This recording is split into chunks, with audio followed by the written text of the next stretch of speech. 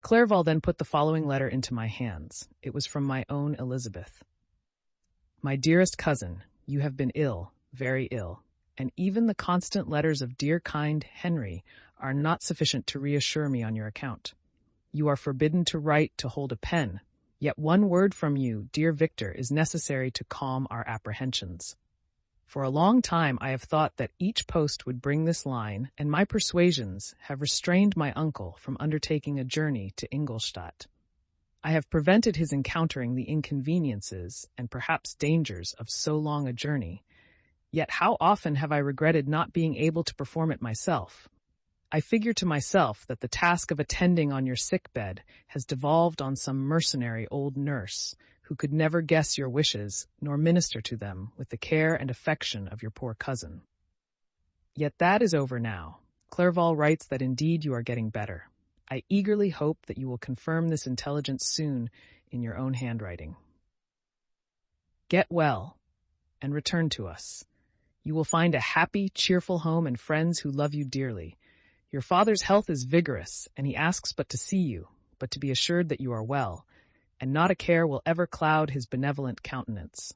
How pleased you would be to remark the improvement of our Ernest! He is now 16, and full of activity and spirit. He is desirous to be a true Swiss and to enter into foreign service, but we cannot part with him, at least until his elder brother returns to us. My uncle is not pleased with the idea of a military career in a distant country, but Ernest never had your powers of application.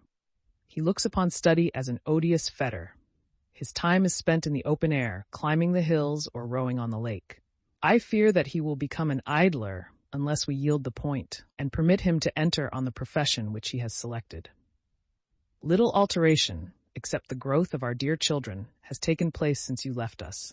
The blue lake and snow-clad mountains, they never change, and I think our placid home and our contented hearts are regulated by the same immutable laws. My trifling occupations take up my time and amuse me, and I am rewarded for any exertions by seeing none but happy, kind faces around me. Since you left us, but one change has taken place in our little household. Do you remember on what occasion Justine Moritz entered our family? Probably you do not. I will relate her history, therefore in a few words. Madame Moritz, her mother, was a widow with 4 children, of whom Justine was the third. This girl had always been the favorite of her father, but through a strange perversity, her mother could not endure her, and after the death of M. Moritz, treated her very ill. My aunt observed this, and when Justine was 12 years of age, prevailed on her mother to allow her to live at our house. The republican institutions of our country have produced simpler and happier manners than those which prevail in the great monarchies that surround it. Hence, there is less distinction between the several classes of its inhabitants, and the lower orders, being neither so poor nor so despised, their manners are more refined and moral. A servant in Geneva does not mean the same thing as a servant in France and England. Justine, thus received in our family, learned the duties of a servant, a condition which, in our fortunate country, does not include the idea of ignorance and a sacrifice of the dignity of a human being. Justine, you may remember, was a great favorite of yours, and I recollect you once remarked that if you were in an ill humor, one glance from Justine could dissipate it, for the same reason that Ariosto gives concerning the beauty of Angelica. She looked so frank-hearted and happy. My aunt conceived a great attachment for her, by which she was induced to give her an education superior to that which she had at first intended. This benefit was fully repaid. Justine was the most grateful little creature in the world. I do not mean that she made any professions I never heard one pass her lips, but you could see by her eyes that she almost adored her protectress. Although her disposition was gay and in many respects inconsiderate, yet she paid the greatest attention to every gesture of my aunt. She thought her the model of all excellence, and endeavored to imitate her phraseology and manners, so that even now she often reminds me of her. When my dearest aunt died, everyone was too much occupied in their own grief to notice poor Justine, who had attended her during her illness with the most anxious affection. Poor Justine was very ill, but other trials were reserved for her. One by one, her brothers and sister died, and her mother, with the exception of her neglected daughter, was left childless. The conscience of the woman was troubled. She began to think that the deaths of her favorites was a judgment from heaven to chastise her partiality. She was a Roman Catholic, and I believe her confessor confirmed the idea which she had conceived. Accordingly, a few months after your departure for Ingolstadt, Justine was called home by her repentant mother. Poor girl! She wept when she quitted our house. She was much altered since the death of my aunt. Grief had given softness and a winning mildness to her manners, which had before been remarkable for vivacity. Nor was her residence at her mother's house of a nature to restore her gaiety. The poor woman was very vacillating in her repentance. She sometimes begged Justine to forgive her unkindness, but much oftener accused her of having caused the deaths of her brothers and sister. Perpetual fretting at length threw Madame Moritz into a decline, which at first increased her irritability, but she is now at peace forever. She died on the first approach of cold weather at the beginning of this last winter. Justine has just returned to us, and I assure you I love her tenderly. She is very clever and gentle and extremely pretty. As I mentioned before, her mien and her expression continually remind me of my dear aunt. I must say also a few words to you, my dear cousin, of little darling William. I wish you could see him. He is very tall of his age, with sweet laughing blue eyes, dark eyelashes, and curling hair.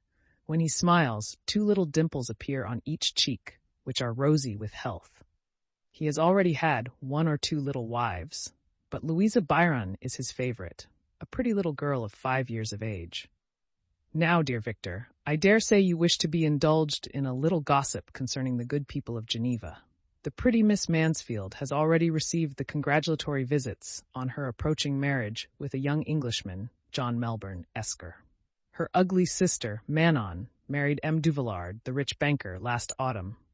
Your favorite schoolfellow, Louis Manoir, has suffered several misfortunes since the departure of Clerval from Geneva, but he has already recovered his spirits and is reported to be on the point of marrying a lively, pretty Frenchwoman, Madame Tavernier.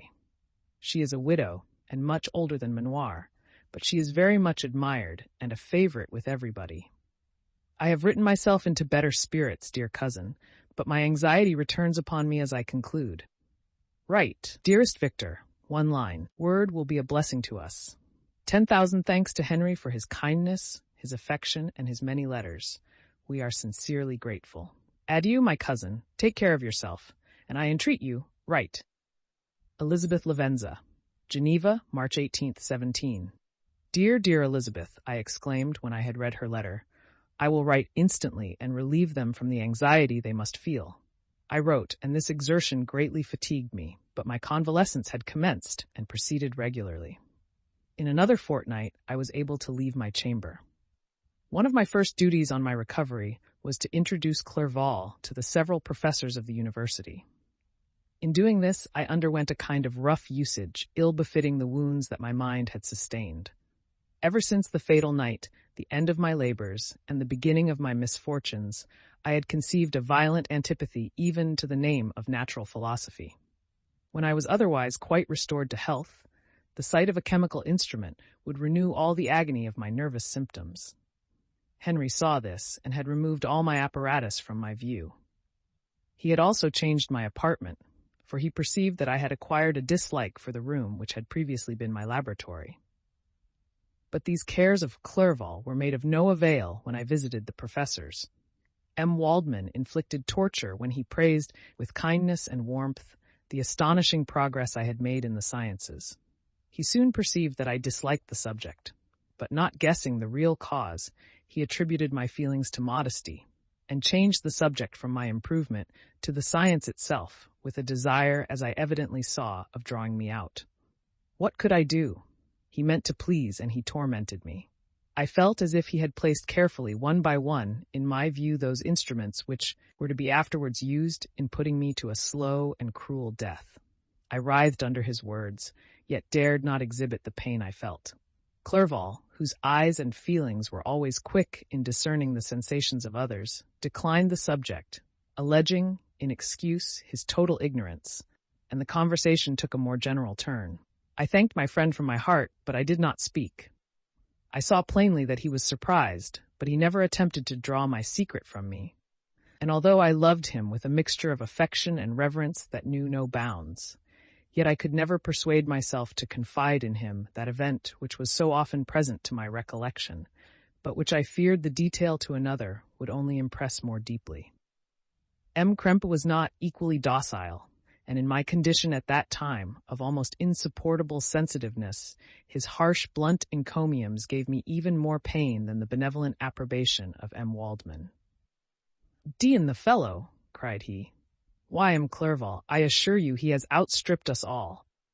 Stare if you please, but it is nevertheless true.